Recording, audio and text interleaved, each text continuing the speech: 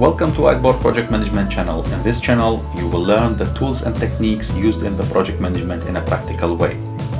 Prepare your white sheets, grab your cup of coffee, hit subscribe, and let's start the session.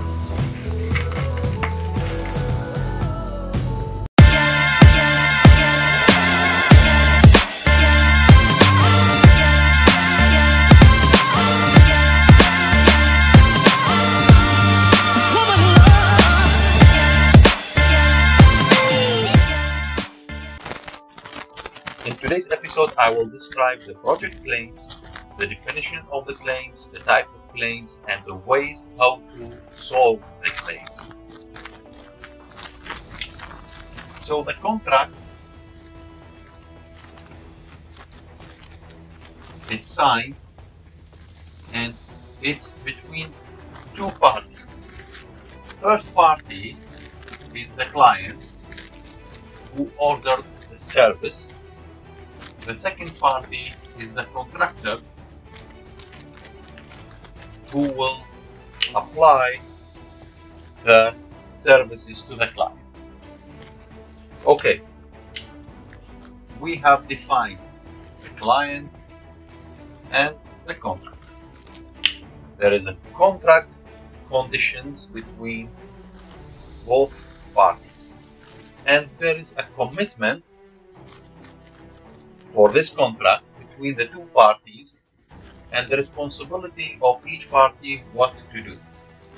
The client orders some service or some work or some supply from the contractor. So the contractor is providing the client with some work.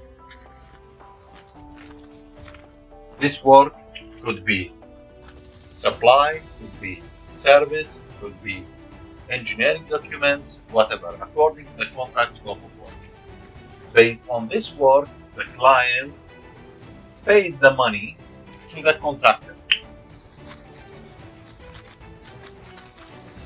So there is payment against each work done. Okay, now it's clear. There is a contract boundary, there are conditions, each party has its own responsibilities to apply work for payment and whatever. So now let's talk if you are a project manager in the contractor company or if you are a project manager in the client side. So we will look from both sides, once from the client, the second one from the contractor himself. Okay, so what are claims, or what can be a claim?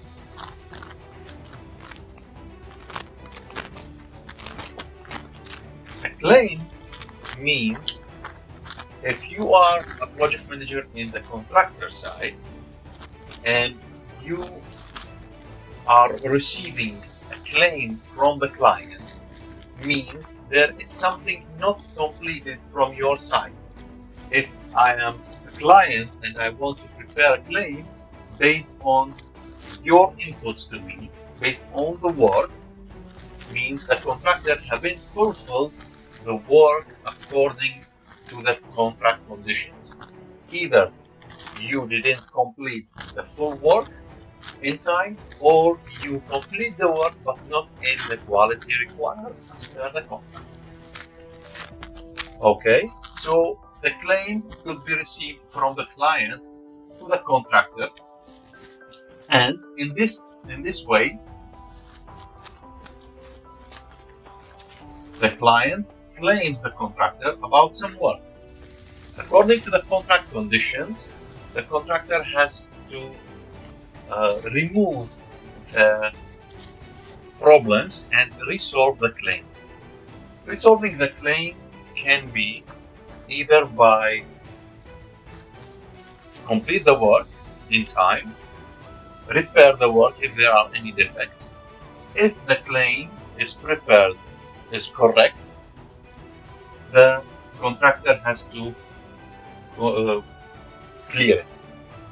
In case the contractor doesn't clear it, the client can hit the contractor with some negative payments. He will pay his payments, the payment milestone, but he will apply either liquidation damage or penalty.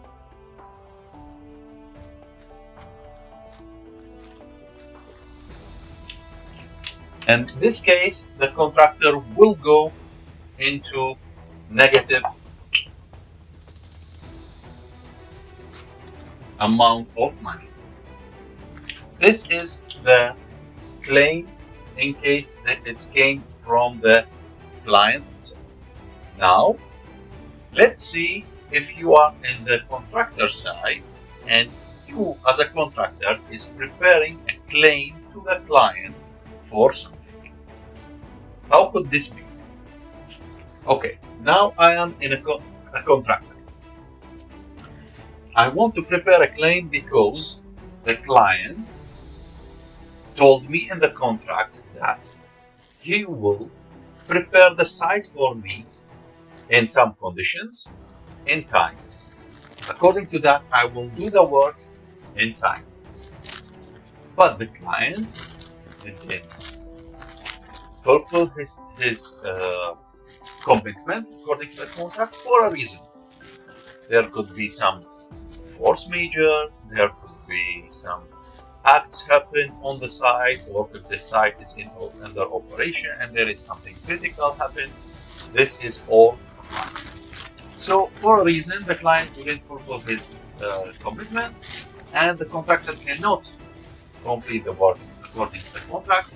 So the contractor in this case prepare a claim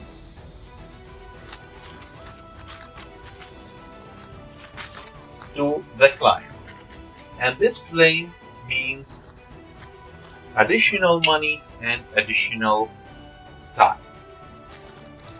The client, the contractor, is seeking for the claim to receive extra money from the client. In this case, the client has to look for the claim and make sure that the claim is correct and make decision to the contractor and seek for the agreement for the claim. Now, we have two cases. Case 1, client apply claims to the contractor. Case 2, the contractor apply claims to the client. Here means it's change order, or there are conditions in the contract which were not fulfilled. Okay, let's clear it in another way.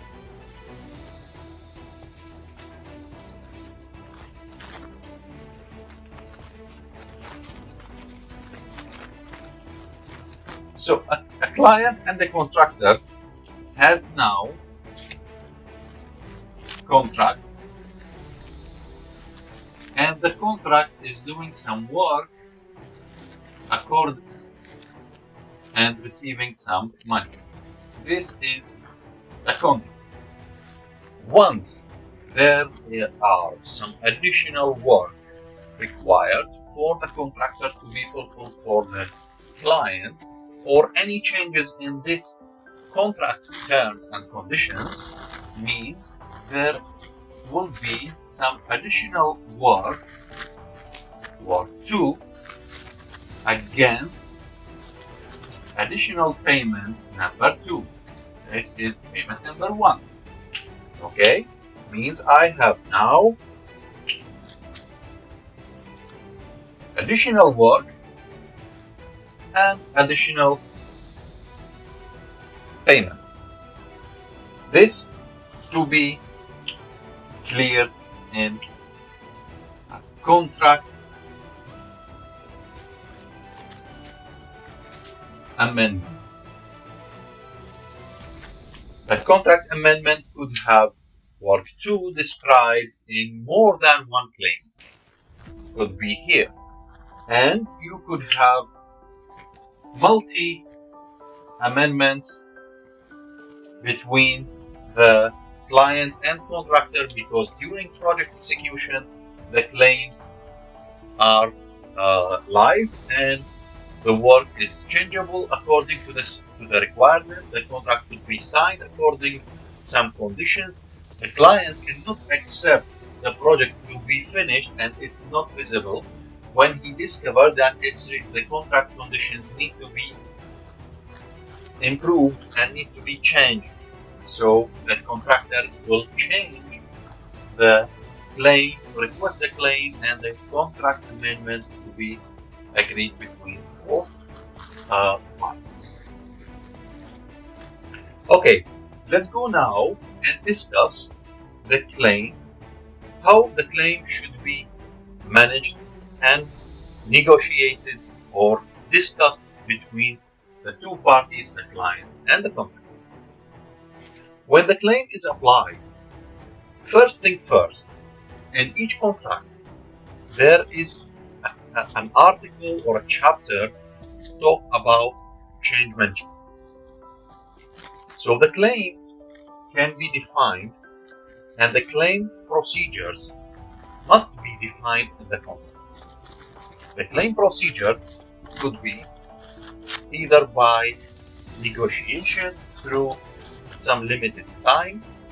During the negotiation, the two parties has to sit together in a face-to-face meeting, discuss all the details. All the details should be on table, and a decision has to be agreed. Both parties must be fair together to reach to the right point to solve the claim and to make the project in a successful end. If the negotiation fails, there are other steps to be taken. Mostly in the contract, there are some legal steps, either by arbitration or the court, which will take long time and take more money.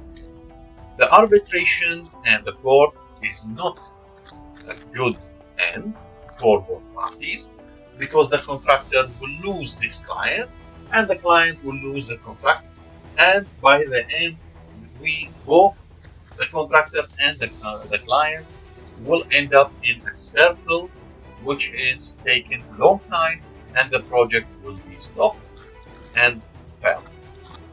So both the client and the contractor, if they decide to go for arbitration or the court, means that both of them reach to a very expensive claims and no agreement can be agreed between both parties.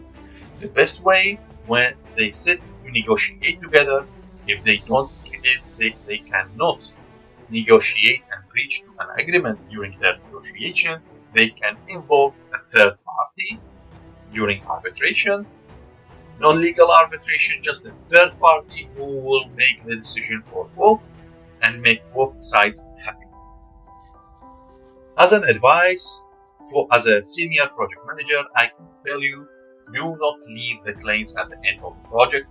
Once the change occurred, immediately highlight this to your top management, report this to the client, discuss with the client in the very next progress meeting, and reach to the point where you need to reach to the results. Otherwise, if you leave everything, the claims will be accumulated, the cost will be increased, and you will reach to negative cash flow and negative impact to the project.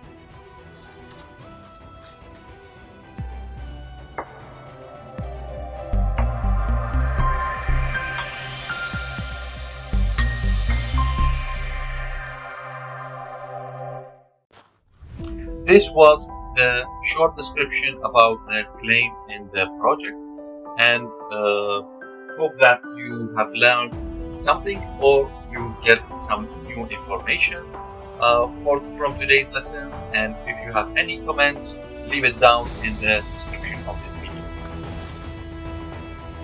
Thank you, and see you in the next episode.